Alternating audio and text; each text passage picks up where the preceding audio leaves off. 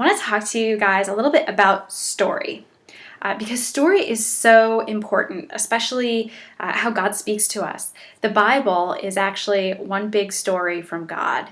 He has a lot of little stories in there, but they all make up one big story.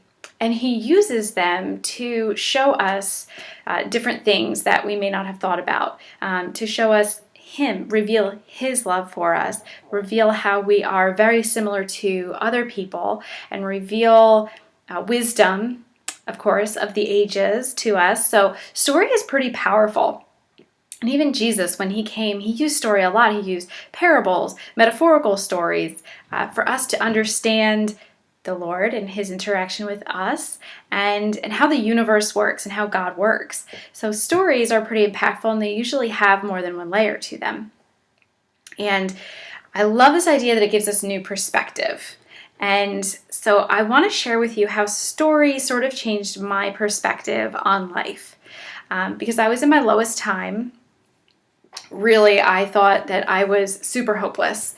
There was nothing left. I thought this was the end of my story, that I had gotten a DUI and my life was over. Who could ever love me? I was broken. I was just useless for God's kingdom moving forward. And I thought this was really the end of so many opportunities for me.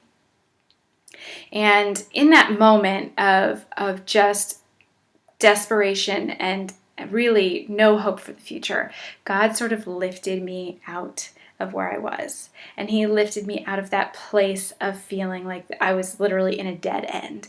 And he showed me with hills and valleys of what my story had looked like up to that point, metaphorically speaking, right? If I had traveled down this path, and this path had hills and valleys, things that were great and things that were terrible, and that I have just traveled through them.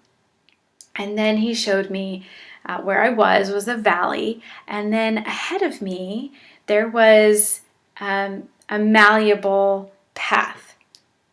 Not a path set in stone, but there were peaks of their own and valleys. And what this showed me is that my story wasn't done being written.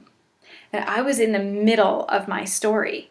And that was, to me, eye-opening experience. I realized this is not the end.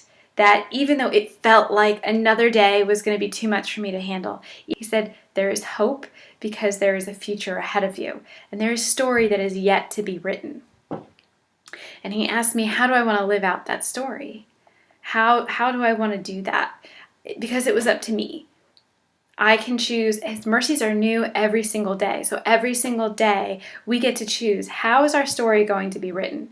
And yeah, there's a lot of things that we cannot control in this life. There's a lot of things that are going to happen that are going to be surprises to us, and they're not surprises to God.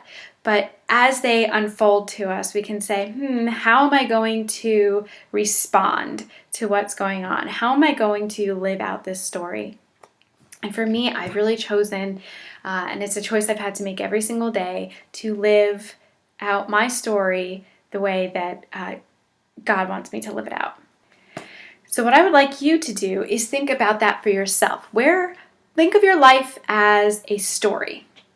Where are you on that story? What are the peaks and valleys that have gotten to you to where you are today? And then think about in the future how you want to be living your life. Where do you want to go from here? Because your story isn't done yet. If you're feeling hopeless, if you're feeling like this is the end, I want to tell you it's not the end. It's not the end. It might feel like it, but it's not the end. You can go forward, and just little decisions that you make every single day can help write your story. Do you want to be someone with good character, leaning on the Lord? What do you want the rest of your story to look like?